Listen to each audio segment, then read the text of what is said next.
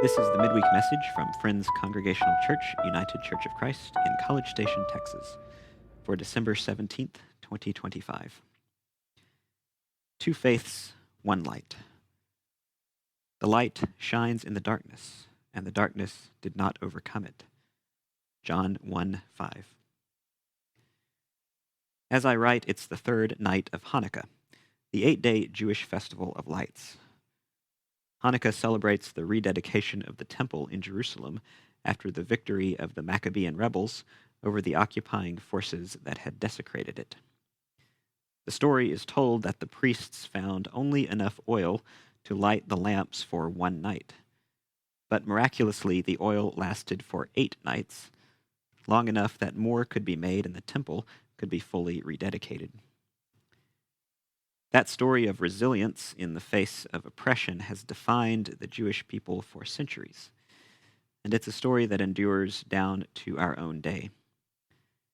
As anti-Semitic violence continues to break out in the world, the heirs of Abraham still light the lights and claim the promise that God is present in all times and places, and the light of God's people will never be extinguished. One of the great gifts of my life over the past nearly 17 years has been getting to know, appreciate, and integrate my husband's Jewish faith and practice alongside my own. Lighting the Hanukkah lights each year has enriched and deepened my own faith and my commemoration of Advent and Christmas. As I watch the lights of the menorah grow each night, I can't help but think that what our traditions share runs deeper than anything that might separate us. That we both dare to light a candle and boldly declare, with that simple act, that hope will not be snuffed out, and the promise of peace will not be forgotten. At heart, we share a conviction deeper than any fleeting emotion, more powerful than any prince or ruler, more true than any passing fad, that we are not alone, we will not be forgotten, and injustice will never have the final word.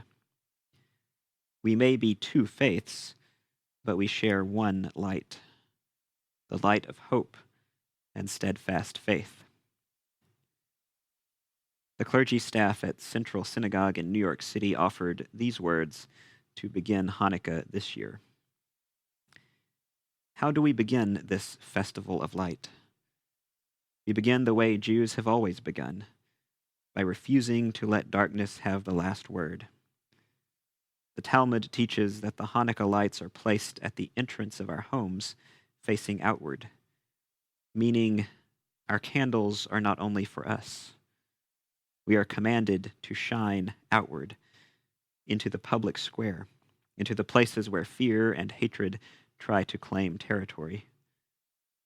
We proclaim there is another way to live. As we enter Hanukkah, we will light candles even if our hands tremble. We will say the blessings even if our voices crack. We will show up for one another because Kol Yisrael Eravim Ze Bazeh, we are responsible for one another. We will bring light into the world because a candle is small, but it changes what is possible in the dark.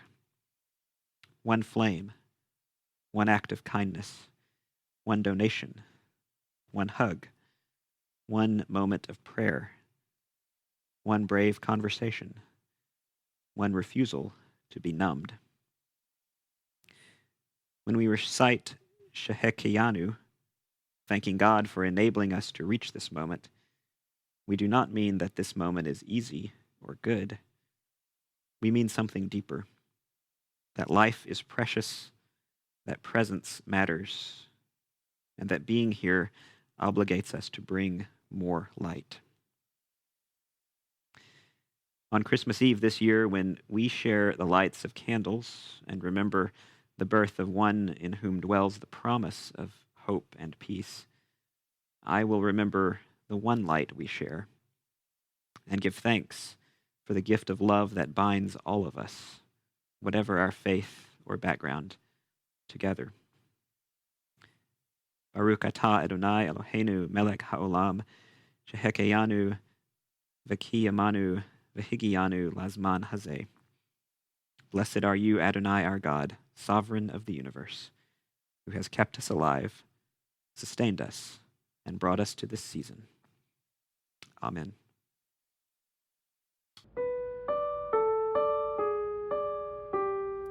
We hope you have enjoyed the Midweek Message from Friends Congregational Church, read by our executive pastor, Reverend Trent Williams.